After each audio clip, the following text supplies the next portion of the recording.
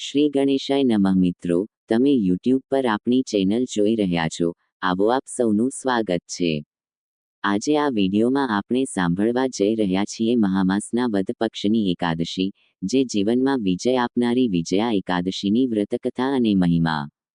જો આપને આ વિડીયો પસંદ આવે તો લાઈક કરજો અને શેર કરજો. તમે આ ચેનલ પહેલી વખત જોઈ રહ્યા છો તો સબસ્ક્રાઇબ કરી લો, જેથી આવનારા નવા વિડીયોનો જાણકારી તમને તરત મળે. ધન્યવાદ. મંગલમ ભગવાન વિષ્ણુ, મંગલમ ગરુડધ્વજ, મંગલમ પુંડરીકાક્ષ, મંગલાય તનોહરી. બોલો ભગવાન લક્ષ્મીપતિ નારાયણની જય મિત્રો. એકાદશી એટલે 11મી તિથિ, જે મહિનામાં 2 વખત આવે છે, શુદ્ધ પક્ષ અને વદ પક્ષમાં. વર્ષમાં કુલ 24 એકાદશી આવે છે, પરંતુ જ્યારે પુરુષોત્તમ માસ આવે છે ત્યારે આ સંખ્યા વધીને 26 એકાદશી થઈ જાય છે. આ 26 એકાદશીના માલિક ભગવાન શ્રી લક્ષ્મીપતિ નારાયણ છે. જગતના પાલનહાર ભગવાન વિષ્ણુને આ એકાદશી તિથિ બહુ પ્રિય છે. પ્રભુને સમર્પિત આ એકાદશીના દિવસે ભક્તો પોતાની ઈચ્છાઓ પૂરી કરવા માટે, પાપ નષ્ટ કરવા અને જીવનમાં ભુક્તિ અને મુક્તિ મેળવવા માટે વ્રત રાખે છે. આ મહામાસના કૃષ્ણ પક્ષની જે એકાદશી છે, તેમાં ખાસ કરીને કષ્ટથી છુટકારો મેળવવા, સુખ અને શાંતિ પ્રાપ્ત કરવા માટે ઉપવાસ કરવામાં આવે છે. જેનું નામ છે વિજયા, એટલે વિજય આપનારો.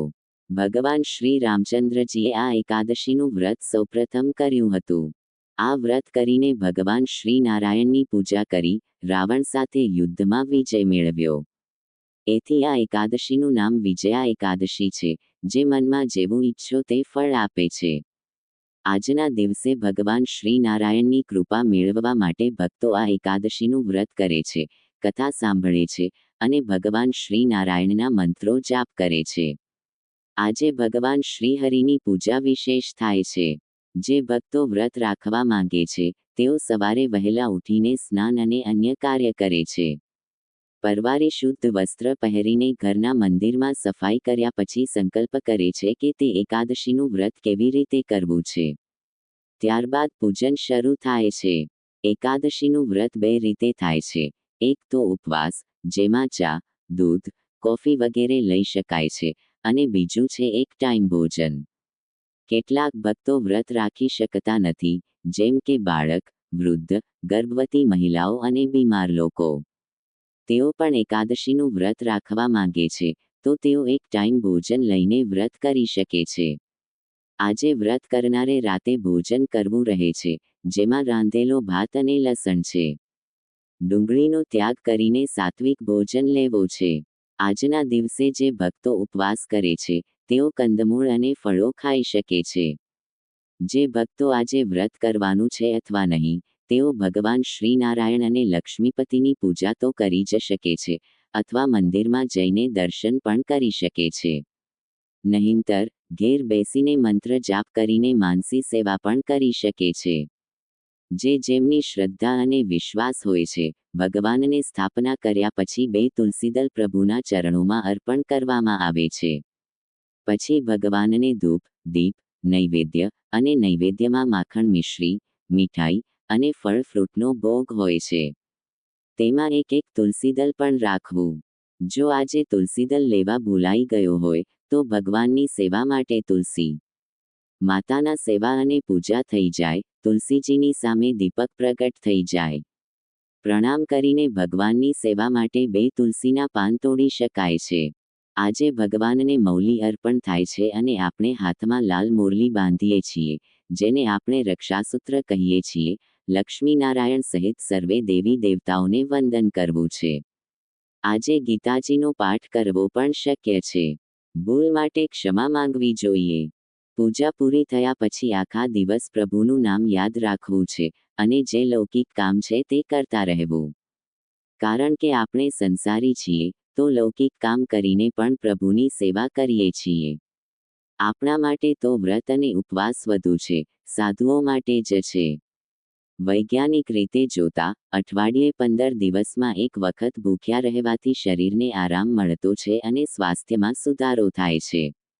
આ માટે જ નવેસ્ટ્રોઝ ઋષિ મુનિઓએ વ્રત રાખવાની સલાહ આપી છે. અને મંત્ર જાપ એ આપણો માનસિક ખોરાક છે, એટલે કે મનની શુદ્ધિ માટે. તનનો ખોરાક તો વ્રત છે, અને જ્યારે આપણે દાન પુણ્ય કરીએ છીએ વ્રત દરમિયાન કે નિત્ય, તે આપણા ધનની શુદ્ધિ માટે પણ છે. આ રીતે જો આપણે સંસારી લોકોનું જીવન જીવીશું તો ધર્મ સાચવાઈ રહેશે.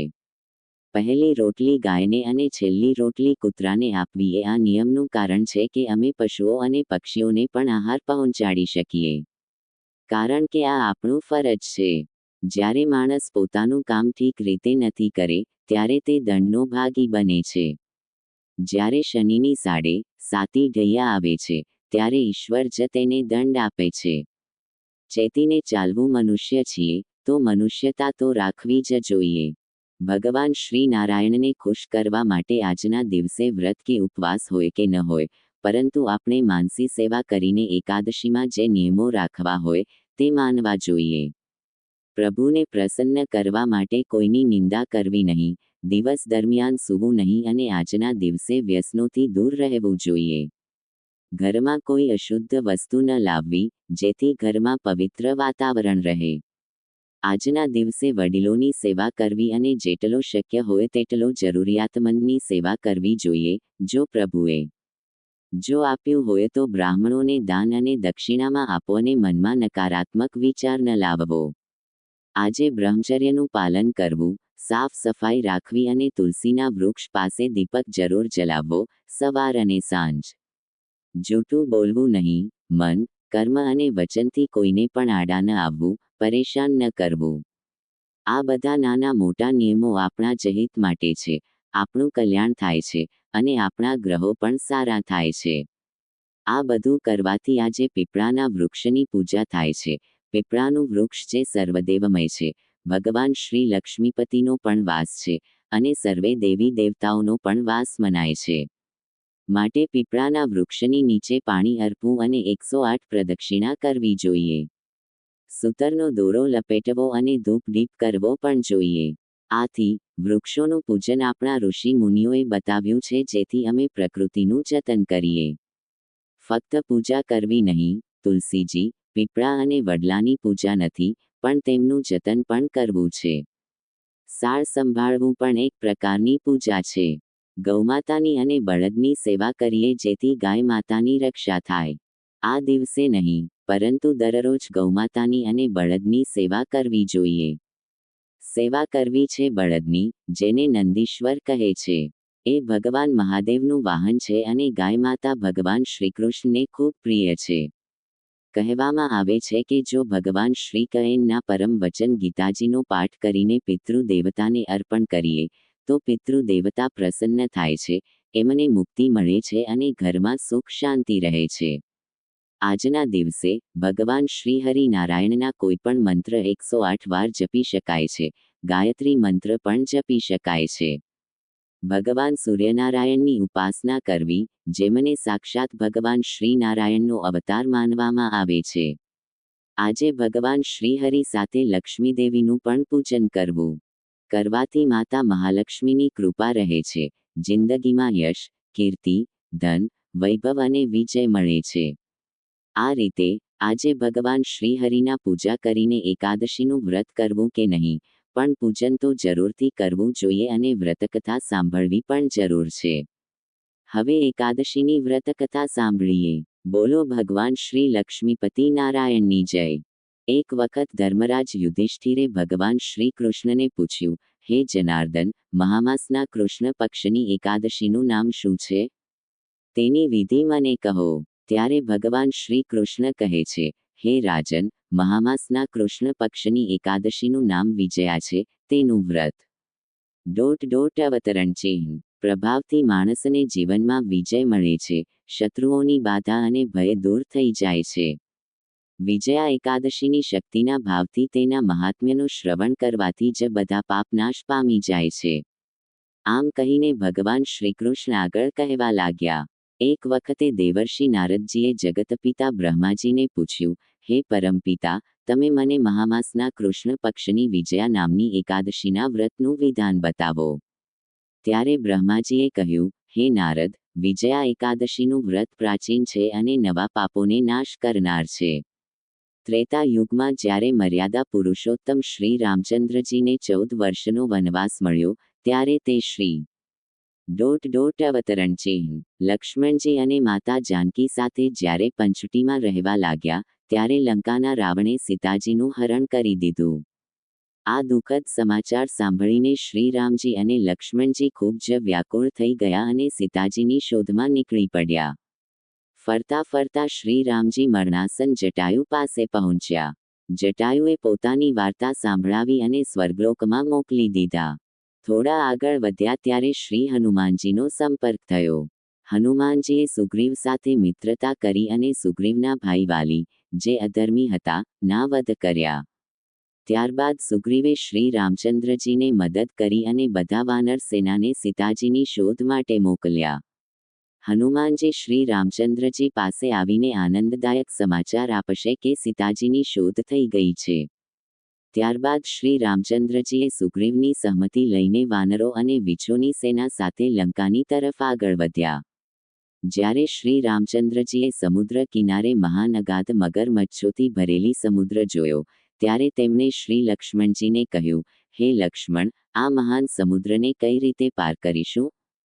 ત્યારે શ્રી લક્ષ્મણજી બોલ્યા, હે શ્રી રામ, તમે આદિપુરુષ છો. અહીંથી લગભગ અડધા યોજના દૂર કુમારી દ્વીપમાં બગદાલભ્ય નામના ઋષિ રહે છે. એમને અનેક નામ છે. તમે બ્રહ્માજીને જોયા છે? એમના પાસે જઈને ઉપાય પૂછો. લક્ષ્મણજીના વચનો સાંભળીને શ્રી રામચંદ્રજી બગદાલભ્ય ઋષિ પાસે ગયા. એમણે પ્રણામ કરીને કહ્યું, હે મુનિ, હું અહીં મારી સેના સાથે આવ્યો છું. હું રાક્ષસોને જીતવા લંકા તરફ જઈ રહ્યો છું. ત્યારે બગદાલભ્ય ઋષિ બોલ્યા, હે રામ, હું તમને એક ઉત્તમ વ્રત બતાવું છું. મહામાસના કૃષ્ણ પક્ષની વિજયા નામની એકાદશીનું વ્રત કરો. સમુદ્ર પાર કરવામાં આવશ્યકતા રહેશે અને તમારો વિજય નિશ્ચિત છે. શ્રીરામ, આ વ્રતની વિધિ એવી છે કે દશમના દિવસે સોના, ચાંદી, તાંબા કે માટીના કોઈપણ એક કળશ બનાવવો. આ કળશમાં પાણી ભરીને તેના પર 5 પલ્લવ રાખીને વેદિકા પર સ્થાપિત કરવો. કળશના નીચે 7 પ્રકારના અનાજ રાખવા, ઉપર જવ રાખવા અને તેના પર શ્રી નારાયણ ભગવાનની પ્રતિમા સ્થાપિત કરવી. એકાદશીના દિવસે સ્નાન વગેરે કરવાથી નિવૃત્ત થઈને ધૂપ, દીપ, નૈવેદ્ય, શ્રીફળ વગેરે ભગવાનને ચડાવીને પૂજન કરવું. આખા દિવસે ભક્તિપૂર્વક કળશની સામે બેસીને સમય પસાર કરવો. રાત્રે પણ આવું જ જાગરણ કરવું જોઈએ.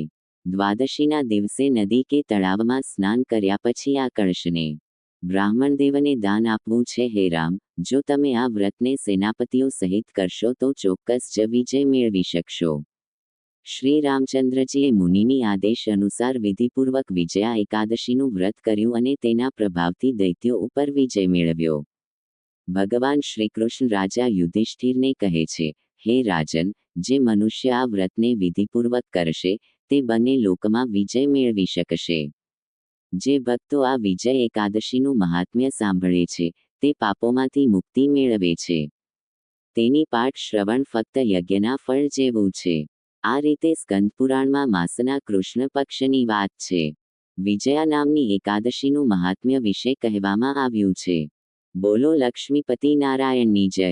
તો મિત્રો, આપણે સાંભળ્યું કે વિજયા એકાદશીની વ્રત કથા અને મહિમા, પૂજન વિધિ વિશે. મને આશા છે કે તમારે આ વિડિયો પસંદ આવ્યો હશે.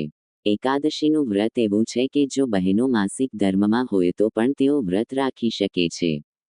જો ઘરમાં સૂતક હોય કે કોઈનું જન્મ મૃત્યુ થયું હોય, ત્યારે પણ વ્રત રાખી શકાય છે. પૂજા નથી થતી, પરંતુ જે પૂજા આપણે કરીએ છીએ તે દાનનો સંકલ્પ જરૂર થાય છે.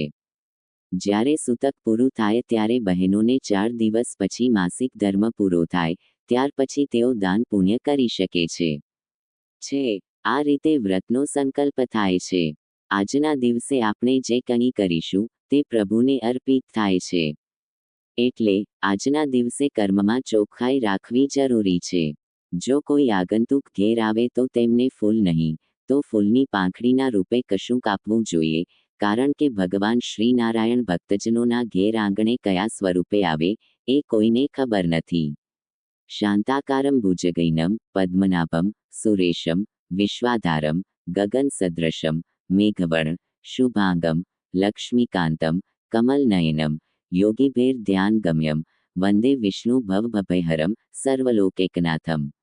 બોલો સર્વે લોકના એક જનાથ ભગવાન શ્રી લક્ષ્મીપતિ નારાયણની જય. મિત્રો, સાંભળવા માટે તમને બધાને મારી જય શ્રી કૃષ્ણ.